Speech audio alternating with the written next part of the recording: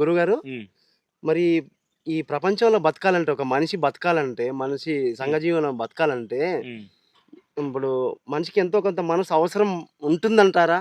ఉమ్, ఉంటే అవసరం లేదా? అవసరమా అవసరం లేదా అంటారా? ఉమ్, అవసరం ఉంటే మరి దాని మాయలో మనిషి పడితే ఉమ్. మరి ఈ ఆధ్యాత్మిక ధ్యాన సాధకుడు దీన్ని రెండింటిని ఎట్లా బ్యాలెన్స్ చేసి జీవించాలనేది ఏమన్నా చెప్పగలుగుతారా? ఏమో చిన్న పిల్లడు లాగా ఎన్ని క్వశ్చన్లు అడుగుతున్నారు. మనసేమో అక్కర్లేదు అంటారు, మీరేమో లేకపోతేనేమో ఏరే పనులు లేవు. ఆ. ఎట్లా దేన్ని దేన్ని ఫాలో అవ్వాలి? ఒక ధ్యాన సాధకుడు ఏ రెండింటిని ఎట్లా జీవించాలో చెప్పండి. కరెక్ట్, మంచి క్వశ్చన్ అడిగాడు. మనసు లేకపోతే అసలు మన ఎవరో తెలియదు. మనసు లేకపోతే మన తల్లి ఎవరు తెలియదు, మన పిల్ల ఎవరు తెలియదు, మన ఇల్లు ఎవరు తెలియదు, అసలు నేనున్న ప్రాంతం తెలీదు. మనసు లేని వాడిని ఏమంటారంటే బయట ప్రపంచం పిచ్చివాడు అంటారు. అర్థమైందా? అర్థమైంది సార్. మీరేమో మనసే వీటన్నిటికి మూలం, మనసును జయించే పని అయితే అంత ఆత్మస్థితి అని మీరు అంటున్నారు. ఏంటి అయినా రెండు మధ్యలో క్లారిటీ కోసం తమ్ముడు క్లారిటీ అడిగాడు. చెప్పండి గురుగారు. మనస్సు లేకపోవటం కారణాలల్లా, గుర్తుపట్టలేని కారణాల పిచ్చివాడు అన్నారు కదా. అలాగే అదే మనస్సు ఎక్కువ ఉంటే ఏమంటారు? వాడిని పిచ్చోడు అంటారు.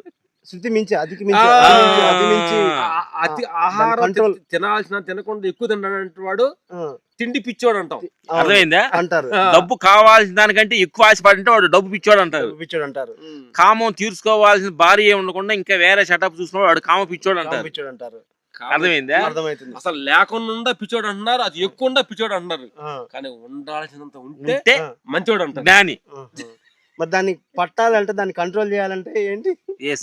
మన ఏంటంటే మనసుని భగవాన్ బుద్ధుడు వీళ్ళందరూ ఎలా వాడారంటే, అది వాళ్ళు చెప్పు చేతల్లో ఒక పని పిల్లవాడు లాగా, ఒక అసిస్టెంట్ ఉన్నాడు అనుకో, ఈ పని చేసావా, నాకు మనుషులు తీసుకొచ్చాడు, ఓకే నెక్స్ట్ పని చేసి చేస్తాడు.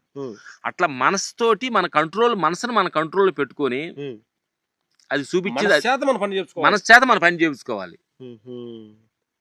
జ్ఞానులు అంతా ఏం చేశారు, మనసును వసిపరుచుకొని ఆ మనసు మూలంగా, మనసే అన్నిటికీ మూలం.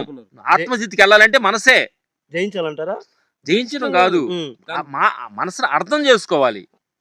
దానికి దాన్ని మనం అర్థం చేసుకొని దాన్ని ఒక ఫ్రెండ్ లాగా దాన్ని మాట్లాడుకోవాలి దానితోటి.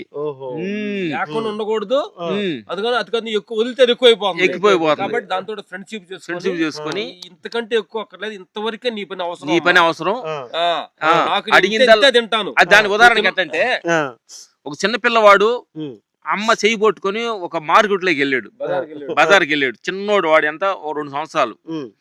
వాడు కలర్ చూసిందల్లా అడుగుతుంటాడు, అది కొనిపెట్టి కొనిపెట్టాను. అమ్మ కొనిపెట్టుద్దా? కొనిపెట్టదు. ఎందుకంటే ఆరోగ్యం పాడవుతుంది. వీడు ఆ పక్కన ఏదో వాడు ఐస్ క్రీమ్ ఉంది, చిన్నపిల్లవాడు తింటే జలుబు చేసింది వద్దయ్యా అంటది. బిర్యానీ కొడు చూస్తే అది పెట్టి చూస్తా, అయ్యా బిర్యానీ తినకూడదయ్యా చిన్నపిల్లవాడు, నీకు అరగదు అంటది. అట్లాగా ఏం వద్దని ఈ పిల్లోడికి ఏది అవసరమో అదే కొనిపెట్టుద్ది. వాడికి ఒక చాక్లెట్ అవసరం అనుకోండి, ఈ స్థితికి చాక్లెట్ కరెక్ట్ అని చాక్లెట్ ఇచ్చింది తల్లి.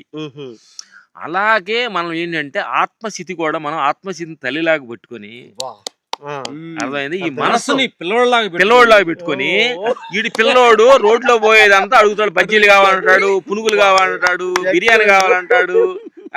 చూసిన డబ్బు ఆ కారు గొలే ఉందంటాడు, ఈ కారు గొలే ఉంటాడు, అమ్మాయి బాగుంది అంటాడు, ఆ డబ్బు గలవాడు అంటాడు. ఇవన్నీ అడుగుతున్నప్పుడు ఆత్మస్థితిలో ఉండి ఏమనాలండి, నాయన నీకు అంత అవసరం లేదయ్యా, ఈ ఉండాదాన్ని నువ్వు హ్యాపీగా తృప్తిగా ఆనందంగా చూడు, నీకు పడదు. ఎందుకంటే సడన్ గా నీకు అలాంటి పెద్ద స్థితి కలిగి వస్తే నువ్వు తట్టుకోలేవు.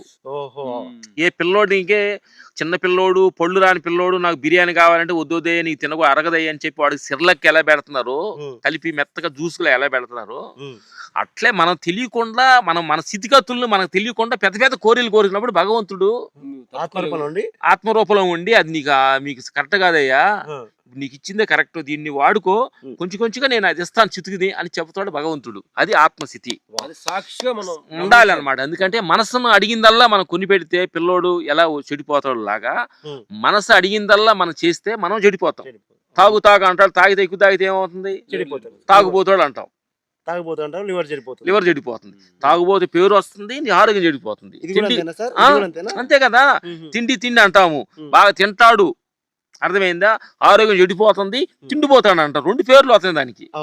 అందుకని మనకి ఏం అవసరమో అది తింటే, ఏది కావాలో అది చూస్తూ, ఏది వినాలో అది వింటూ, ఏం చూడాలో అది చూస్తూ, ఏం మాట్లాడో అది మాట్లాడినప్పుడే నీకు ఆత్మస్థితి అమ్మ నీకు ఏం కావాలో ఆ సమయానికి అందిస్తుంది అనేది మా ఆత్మల అనుభవం అన్నమాట. నెక్స్ట్